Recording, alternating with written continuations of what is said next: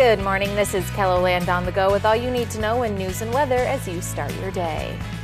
An autopsy is scheduled to figure out what led to the death of a child in Eagle Butte, South Dakota. According to the Cheyenne River Tribal Police, the child was found with injuries that could have been caused by a feral dog attack. Officials say they won't know until the autopsy results come back. In the meantime, Animal Control in Eagle Butte will be patrolling and picking up animals not tied up, leashed, or in a fenced area. Drugs and law enforcement are still in focus for tribal leaders across KELOLAND. Ben Estes is the tribal manager for the Lower Brule Sioux tribe and has extensive experience working in tribal law enforcement. KELOLAND News spoke with Estes on the Lower Brule Reservation about improving drug enforcement on tribal land. And I also did drug work on different reservations.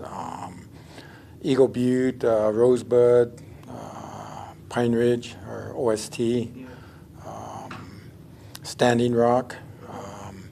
Eventually, I started working with Rosebud PD, and then I was a special agent doing drug work. And then I started as a supervisory special agent for the drug agents and the special agents for general crimes. Estes says he is hopeful for a better future with regard to drugs in communities across South Dakota and on native land, but he says cooperation and trust have to happen.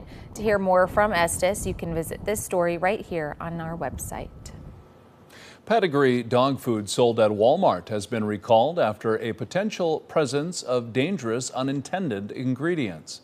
The FDA announced Saturday over 315 bags of the Complete Nutrition grilled steak and vegetable flavored dry dog food had loose metal pieces in the food.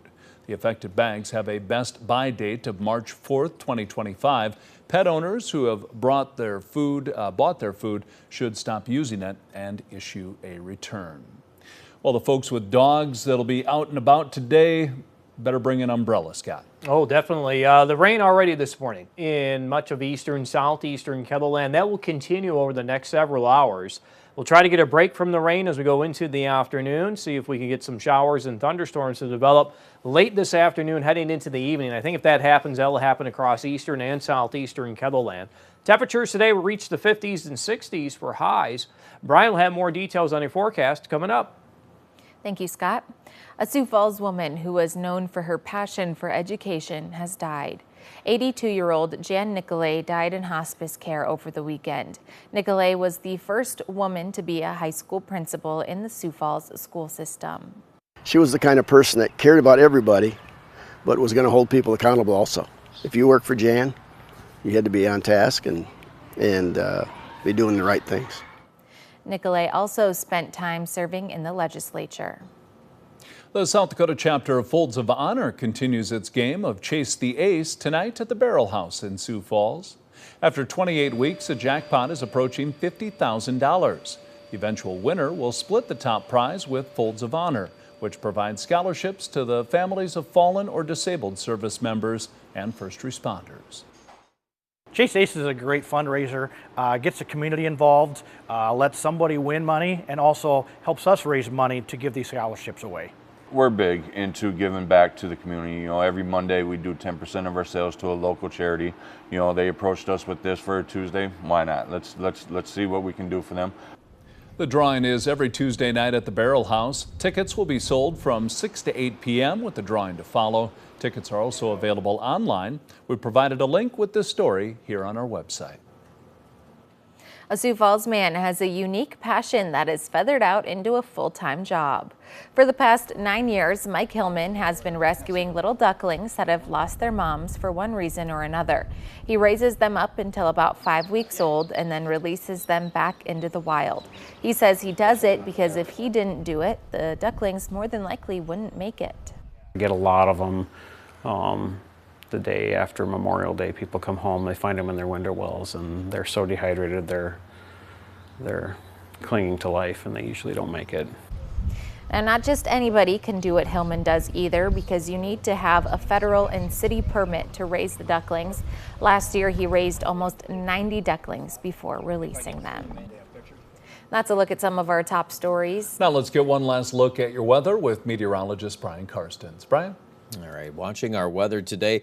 A lot of rain out there and more to come. We already have rain totals of better than an inch around Lake Andes and down towards Scotland. We've been watching rain expanding in areas here southwest of Sioux Falls. So as of the 7 o'clock top of the hour number, coming in close to a quarter inch in Sioux Falls. That will go up a lot. Brookings is over an inch. Huron, you're about a half an inch, and Huron is over, or Chamberlain over a half an inch. Far lesser amounts here to the north and to the west. Here are a couple of comparison items here on the 24-hour rain total analysis. And basically, the main thing to grab from this map is we have this streak of the darker greens and the yellows. They're running from Yankton on up through Huron, Watertown. Model number 2 gives us a comparison item there too, and you can see, generally speaking, some of these same storm tracks. And we'll have local amounts that'll go in excess of 2. The severe weather risk is greatest in Iowa, and looking at this area, in our viewing area right now, Sioux Falls, marginal risk, but we cut just south of Sioux Falls. It transitions into the yellow, which is the slight risk, and then eventually just south of Sioux City to Spencer, we get into an enhanced risk. So I do believe there will be severe weather, and especially on, in the enhanced, and then getting into this moderate, which is even another level of intensity of that.